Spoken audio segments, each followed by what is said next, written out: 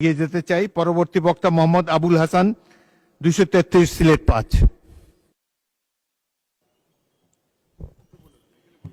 মাননীয় স্পিকার, আপনাকে ধন্যবাদ। আমি প্রথমে মহান আল্লাহর শুকরিয়া আদায় করছি, সাথে সাথে আমার নির্বাচনী এলাকা। মাননীয় সদস্য, আপনার সময় 5 মিনিট। মাননীয় স্পিকার, আমি মনে মনে ভাবছিলাম খেলাফত মজলিসের একমাত্র নির্বাচিত প্রতিনিধি আমি। আমার দিকে আপনি সদয় দৃষ্টি রাখবেন, আমাকে একটু সময় বৃদ্ধি করে দিবেন। আশা করি পরিশেষে আমার সময় বৃদ্ধি করবেন। ধন্যবাদ মাননীয় স্পিকার। মাননীয় সদস্য, এই সময় দেয় আপনাদের হুইপেরা। মাননীয় স্পিকার, অ্যানাউন্স করি সময়টা। আমি মাননীয় স্পিকার, জি বলুন। আমি এমন এক এলাকা থেকে নির্বাচিত হয়ে এসেছি যেই এলাকাটি জকিগঞ্জ এবং কানাইঘাট। এই জকিগঞ্জ সর্বপ্রথম পাক হানাদার থেকে মুক্তি লাভ করে 21শে নভেম্বর, এবং ওই 21শে নভেম্বর বিকাল 4 ঘটিকার সময় শহীদ রাষ্ট্রপতি জিয়াউর রহমান সাহেব করিমগঞ্জ হয়ে এই জকিগঞ্জের কাস্টম দিয়ে জকিগঞ্জে প্রবেশ করেন, এবং জকিগঞ্জে প্রবেশ করার পরে এই জকিগঞ্জে মুক্তিযোদ্ধা যারা ছিলেন ইনাদের একজনের মাধ্যমে ওনাকে সালুটিকর পর্যন্ত পৌঁছে দেওয়া হয়। অতএব দুঃখের সাথে বলতে হয়, এখন পর্যন্ত জকিগঞ্জকে প্রথম মুক্তাঞ্চল হিসাবে সরকারিভাবে ঘোষণা দেওয়া হয় নাই। আমি আপনার মাধ্যমে এই আবেদন রাখতে চাই যে অনতিবিলম্বে জকিগঞ্জকে প্রথম মুক্তাঞ্চল হিসাবে ঘোষণা দেওয়া হোক। মাননীয় স্পিকার, সাথে সাথে 22শে নভেম্বর কানাইঘাট বিজয় হয়েছে হানাদার বাহিনী থেকে। এই যুদ্ধে আপনি নিজে অংশগ্রহণ করেছিলেন।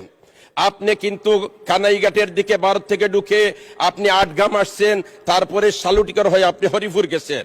অতএব এই এলাকার সাথে আপনার সম্পর্ক, এই এলাকার জনগণ আপনাকে শ্রদ্ধার সাথে এখন পর্যন্ত স্মরণ করে, কিন্তু প্রথম মুক্তাঞ্চল হিসাবে আজ পর্যন্ত কানাইঘাটকে সরকারিভাবে ঘোষণা দেওয়া হয় নাই।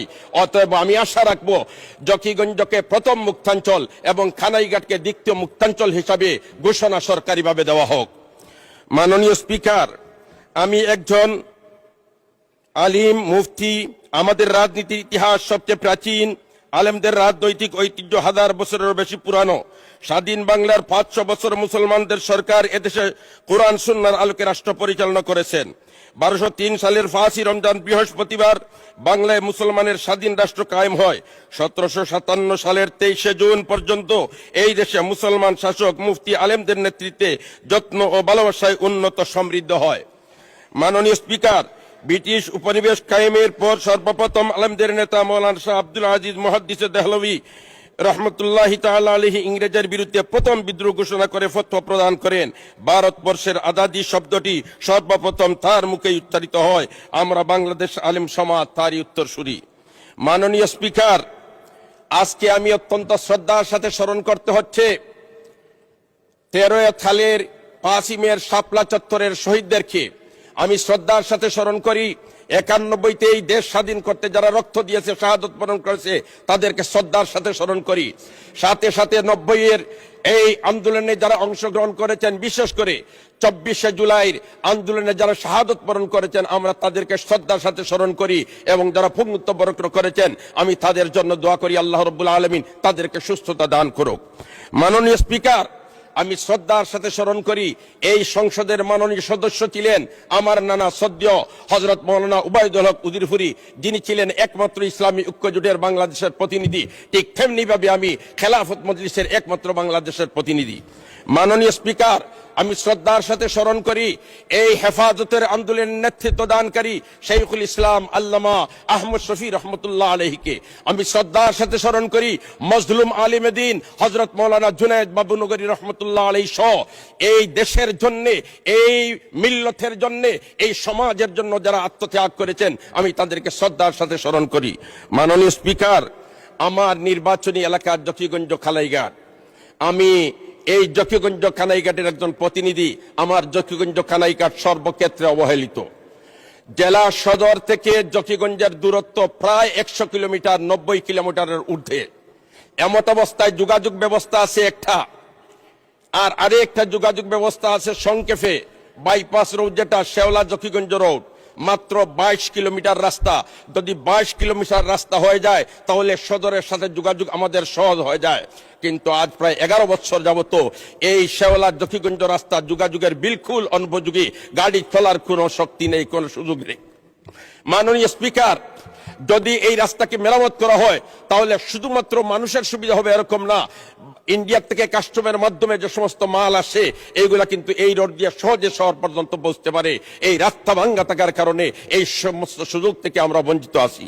মাননীয় স্পিকার, ঠিক তেমনি ভাবে মাননীয় সদস্য, আপনি বীর মুক্তিযোদ্ধা Z force commander major Ziaur রহমানের বীরত্বের স্মৃতি বিজড়িত জকিগঞ্জ কানাইঘাটের জনপ্রতিনিধি। 22 নভেম্বর তারিখে জেড ফোর্সের একজন তরুণ সেনা অধিনায়ক হিসাবে আমি আপনার এলাকার 4 গ্রাম এবং 8 গ্রাম দখল করেছিলাম। আপনাকে সংসদে দেখতে পেয়ে খুবই আনন্দিত হয়েছি। আপনার সময় 3 মিনিট বাড়িয়ে দেওয়া হলো। 3 মিনিটে আপনার বক্তব্য শেষ করুন। মাননীয় স্পিকার, কানাইঘাটের একটা রোড মাত্র, যেটা হচ্ছে গাজী বুরহানুদ্দিন রোড, চলাচলের বিলকুল অনুপযোগী। আমি চাই জরুরি ভিত্তিতে এই রাস্তা মেরামত করে চলাচলের উপযোগী করে দেওয়া হোক। ঠিক তেমনি ভাবে নদী ভাঙ্গন, আমরা জানি বাংলাদেশ নদীমাতৃক দেশ, নদীর এই ফার ভাঙ্গে সেই ফার গড়ে, এটা নদীর খেলা। কিন্তু আমার জকিগঞ্জ কানাইঘাটের বেলায় খেলা নয়, বাংলাদেশের মানচিত্র সংকুচিত হয়ে আসছে। আমরা দেখতে পাচ্ছি আমাদের চোখের সামনে বাংলাদেশের মানচিত্র, যেমন জকিগঞ্জ কুশিয়ারা নদীর একটা সাইট আছে বুইয়ারমুড়া, ওই এলাকায় প্রায় 5 কিলোমিটার জায়গা ভারতে চলে গেছে। এমত অবস্থায় আমরা সাংবিধানিক দায়িত্ব এই দেশের প্রতিটি মানচিত্র রক্ষা করা। আমাদের চোখের সামনে নদী ভাঙ্গনের কারণে বাংলাদেশের মানচিত্র ছোট হয়ে আসছে। এজন্য জরুরি ভিত্তিতে মানচিত্র রক্ষা করার জন্য এই নদীতে ব্লক ফেলে স্থায়ীভাবে ভাঙ্গন প্রতিরোধের ব্যবস্থা করা হোক। মাননীয় স্পিকার, আমরা যদি শিক্ষার দিকে তাকাই তাহলে অনেক আমরা পিছনে। আমরা জানি আজকের ছেলেরা, আজকের মেয়েরা, আজকের শিশুরা আগামী দিনের ভবিষ্যৎ। স্কুলে সাবজেক্ট আছে কিন্তু ওই সাবজেক্টের কোনো শিক্ষক নেই। শিক্ষক না থাকার কারণে এই সাবজেক্টের অভিজ্ঞতা ছাত্র অর্জন করতে পারছে না। এজন্য আমি দেখতেছি এইভাবে যদি চলতে থাকে তাহলে আগামী আমাদের জন্য অন্ধকার হয়ে আসছে। এজন্য শিক্ষা প্রতিষ্ঠানে যে সমস্ত শূন্য পদ আছে, জরুরি ভিত্তিতে এই শূন্য পদগুলা পূরণ করার জন্য সবিনয় অনুরোধ জানাচ্ছি। মাননীয় স্পিকার, স্বাস্থ্য খাতে আমার জকিগঞ্জে একটা হসপিটাল আছে, কানাইঘাটে একটা হসপিটাল আছে। জেলা সদর থেকে 100 কিলোমিটার দূরে, অপরদিকে রাস্তার অবস্থা ভঙ্গুর। এই হসপিটালে পর্যাপ্ত ডাক্তার নেই। মাননীয় স্পিকার, আমি যদি হসপিটালের অবস্থা তুলে ধরি তাহলে ডাক্তার সংকট। 42টি পদ ডাক্তারের, কিন্তু 9 জন পদায়ন আছে। এই 9 জনের মধ্যে থেকে 6 জন সাহিত্য কমপ্লেক্সে কর্মরত পদায়িত, 3 জন বিশেষজ্ঞ চিকিৎসক অন্যত্র সংযুতিতে কর্মরত আছেন। অতএব মাত্র এই 9 জন থেকে 3 জন চলে গেলে 6 জন। এই 6 জন ডাক্তার দ্বারা এই প্রায় 3 লক্ষ মানুষের সেবা দেওয়া তো মোটেই সম্ভব নয়। এজন্য জরুরি ভিত্তিতে কানাইঘাট এবং জকিগঞ্জে যে সমস্ত ডাক্তাররা পদায়িত আছেন তাদেরকে এই নির্ধারিত স্থানে তাদেরকে দেওয়া হোক এবং আরো ডাক্তার দিয়ে কানাইঘাট জকিগঞ্জ মানুষের সেবা করার আপনি সুযোগ করে দেওয়ার জন্য আপনার মাধ্যমে সদয় আহ্বান জানাচ্ছি। ঠিক তেমনি ভাবে আমরা যদি দেখি তাহলে দেখতে পাই পদায়িত 3 জন বিশেষজ্ঞ চিকিৎসক নামের তালিকাও আছে। মাননীয় স্পিকার, বলতে গেলে অ্যাম্বুলেন্স যেগুলো আছে, অ্যাম্বুলেন্স গুলো দুর্বল। এমত অবস্থায় অ্যাম্বুলেন্সের ব্যবস্থা করা হোক। যে অ্যাম্বুলেন্স আছে ওইটা দিয়ে যদি জকিগঞ্জ থেকে সিলেট রুগী নিয়ে যাওয়া। ধন্যবাদ মাননীয় সদস্য। সংসদে স্বাস্থ্যমন্ত্রী এবং সড়ক পরিবহন মন্ত্রী পাশাপাশি বসে আছেন। আমি আপনাদেরকে অনুরোধ করব, শহীদ রাষ্ট্রপতি জিয়াউর রহমানের স্মৃতি বিজড়িত 71-এর